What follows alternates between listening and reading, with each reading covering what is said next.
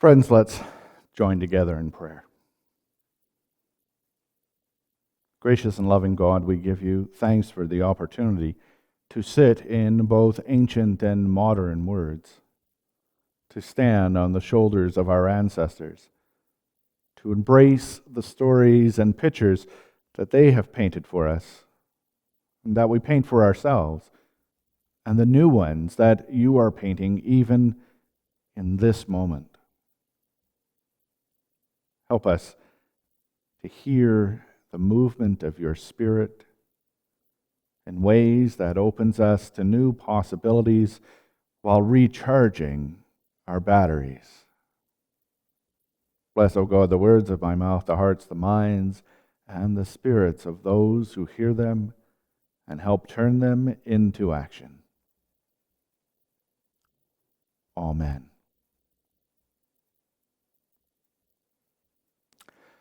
These are two fairly familiar stories in Matthew's Gospel. On the one hand, there's the leader of the Jewish tradition who comes to Jesus because he believes his daughter has died. And at the same time, there's a woman who's been suffering from hemorrhaging for years and years and years, who kind of makes her way through the crowd and sneaks up behind Jesus. And in Matthew's Gospel, we're told, she says to herself, if only I can touch the hem of his garment. In other words, if I can just get close enough to even touch a little bit of his clothing, I'm going to be healed. Throughout Lent, we've been focusing on the healing stories in Matthew's Gospel as a way of pondering what it might mean to restore our holy vessels as individuals, as a community, and as the world. What is it that we want to take with us as we emerge from this pandemic tide? What lessons do we want to make sure we don't lose sight of? What are the insights that need to shape and reshape who we are?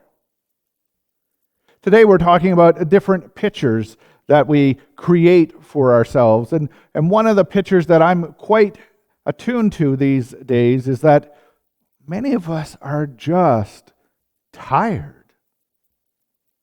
Our batteries, if you will, are flashing like our phone, and we've got 10% and we need to hit the low power mode so that we can draw out that last bit of creative energy and creative passion and interest for as long as we possibly can. Question becomes, what do we do when the battery's empty or when the well runs dry? What do we do when there's just nothing left in the tank? That's part of the challenge, I think, as we move through Lent and as we look towards Easter, as we move through pandemic tide, and as we look towards the what not yet of some post-vaccine, post-global pandemic reality. It's hard. It's tiring. It's frustrating to constantly have to rethink how we do literally everything. To remember that as soon as you go into a store, you sanitize your hands. As soon as you come out of a store, you sanitize your hands. You don't forget to wear your mask when you leave your car. And it might just be easier to leave it on while you drive around. Sporting events are completely different. Social gatherings are completely different where they're allowed. Even the way we did our muffin sale was completely different. One person coming in to get their muffins, leaving by a different door, no overlap in the people coming and going, people coming in, signing in, sanitizing. It's a very tiresome experience. One of the pieces of the healing stories in Matthew's Gospel is that Jesus shows us a way where we can hit that refresh button, where we can find a way to recharge our batteries and where we can once again engage ministry with a sense of passion and vitality. For the religious leader, it's asking Jesus to do something. For the woman who was seeking to be healed from her hemorrhaging, it called her to do something. In other words, both of the characters, both of the stories that are seemingly completely different, are brought together in Matthew's gospel by this notion that each of us has an agency that we need to embody as part of being followers of Jesus. It's not enough to wait for the Spirit or for Christ to show up on our doorstep and give a little knock and say, "Here you go, this is everything you need." You and I are called to be co-creators with God, and as such, we have an agency that is required.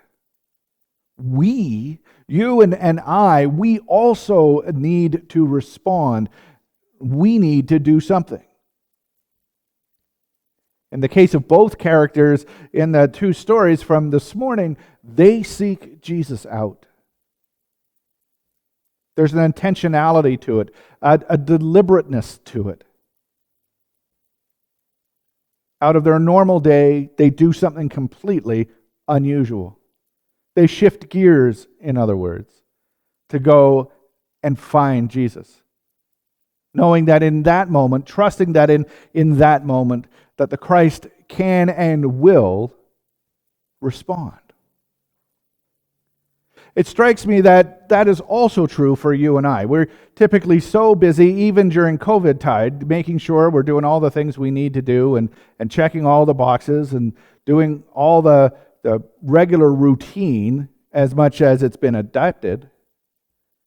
And we forget that sometimes we just need to shift into neutral.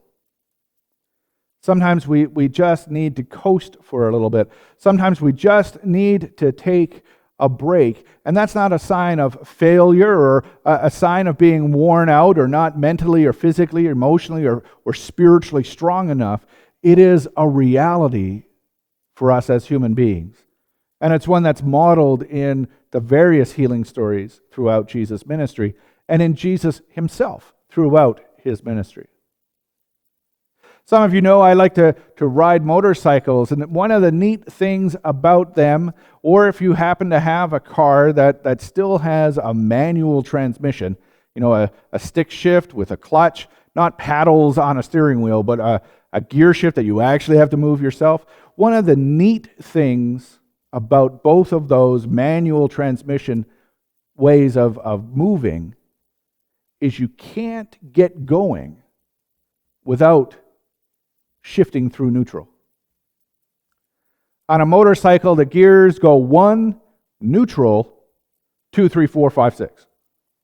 You literally can't get out of first. You can't get out of that starting mode unless you go through neutral.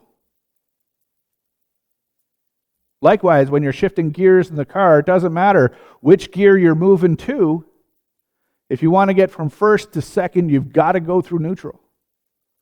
From second to third, you got to go through neutral.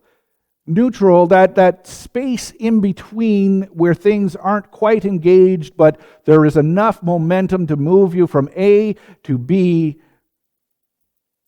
is part of life. And I'm hoping that the neutral that's kind of been enforced upon us by this global pandemic will help us find the time to reflect on who and whose we are. And what are the pieces we want to carry forward as we start to construct different pictures of ourselves and of the world as we emerge on the other side of pandemic tide. I want to share with you a quote from Commanding Life. And they state, "Yes, you are tired, but just beyond that weariness is your awakening. There is a difference between giving up and taking a rest. Today, take a minute to regroup, recharge, reset, and find what will empower you to push forward. Everyone needs time to rest and refuel before they keep going. You have what it takes to advance.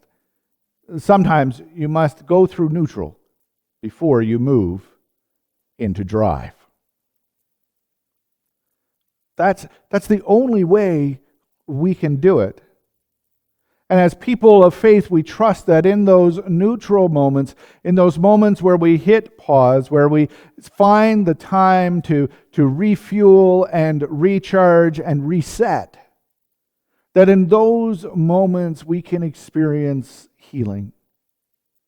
We can experience a new way of being, a new way of looking at the world.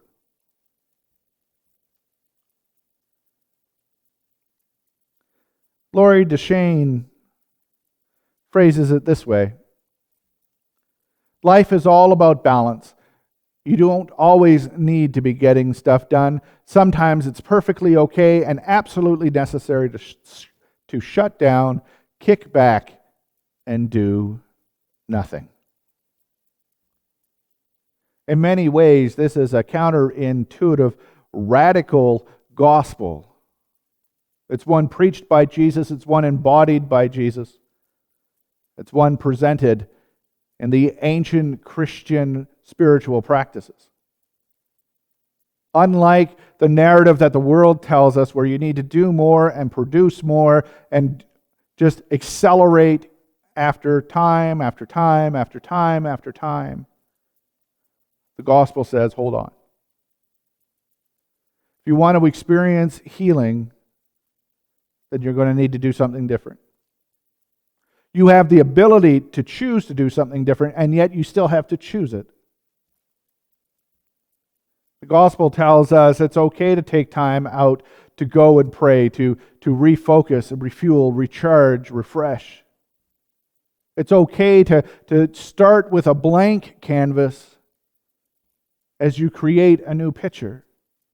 And maybe the first thing you need to do with that canvas is put primer all over it once again, covering up the picture that used to be there so you can craft a new one, even though maybe some of the former image will fade in to the new one.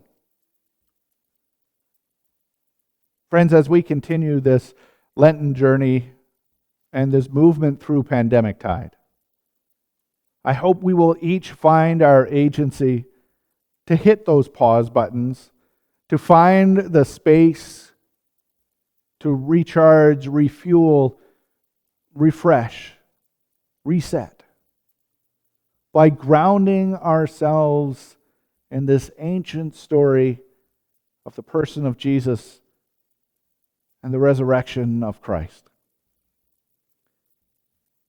Together we can find healing.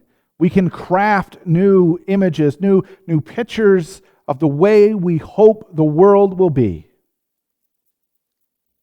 But we won't be able to do that if we're so distracted by everything else that we can't step back and acknowledge what really matters. Amen.